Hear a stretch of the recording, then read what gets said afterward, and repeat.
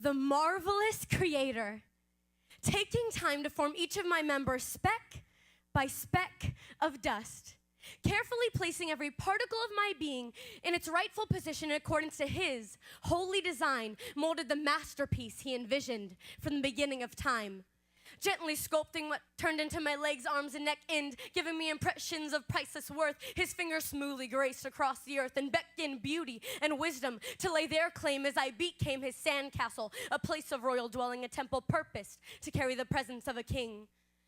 Without so much as a pail and shovel, because he could not bear to create me anything less than unique and original. He set apart within the dirt legs to run his race, and feet upon which to travel, arms to embrace and fingers to lace together with his, eyes as windows to my soul and a mouth as a gate to my heart, a hand to receive and a hand to impart, though all along, with every impression he made, I could not help but to feel that something was missing, a piece, a part that he must have left out or forgotten, and no matter what I tried to fill its place with, I was only left temporarily gratified and never satisfied. A constant reminder that despite my whitewashed exterior, on the inside, I was dead and searching, decayed and rotten after being ravaged by one too many wolves in sheep's clothing. Created from dust, though vitalized by breath, my empty carcass of flesh lied waiting, though anticipant, debating death, though expectantly yearning for a man to get down in my dirt with me and release a wind of respiration within me that would destroy the expiration date stamped upon me by human constraint and brevity, and give me wings to soar with inhuman longevity and life.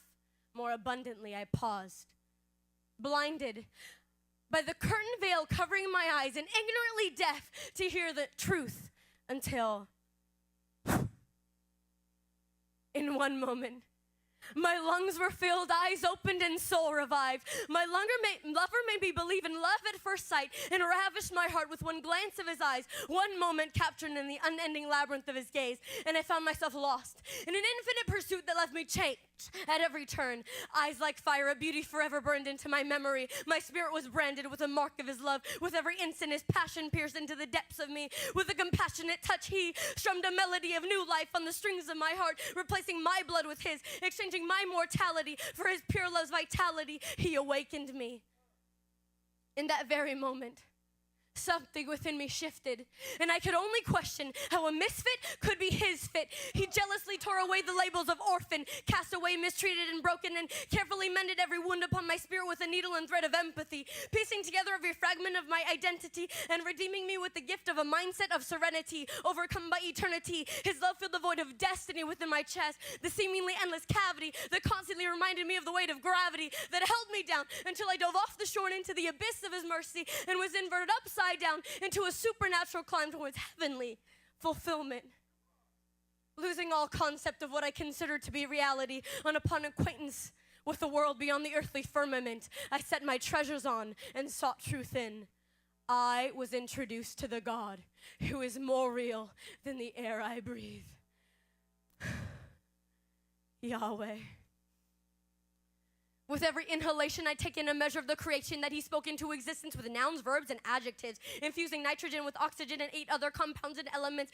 His words intricately compose the air that allows my body to maintain homeostasis, but even more so than I need air in my lungs to survive and function. If I have not his presence, I know not what it means to be alive, a creature without unction. The only Big Bang theory I can attest to was that in one moment, rather than a so-called collision of particles in a far-fetched singularity, the supernatural creator of the universe collided with me and expanded my infinitesimally small vision to see the love that had been passionately pursuing me from my very birth and greater mission of establishing his kingdom on the earth. Now driven by a hunger for righteousness and purity, I desire solely to pursue his heart relentlessly and attain the grace of holiness which his son carried himself, and the sacrificial devotion with which he carried my cross of sin up redemption's hill. I was the one to blame, but because I had a debt that I could not pay, Christ saved my yesterday, today, and tomorrow by taking upon my sorrow and shame and paying a debt that he did not owe. Though my sins were red as scarlet, he washed me white as snow, so that today, made pure from head to toe, I can stand firm, finally alive and breathing with a purpose, living to remind Jesus that what he did was not worthless. Thank you.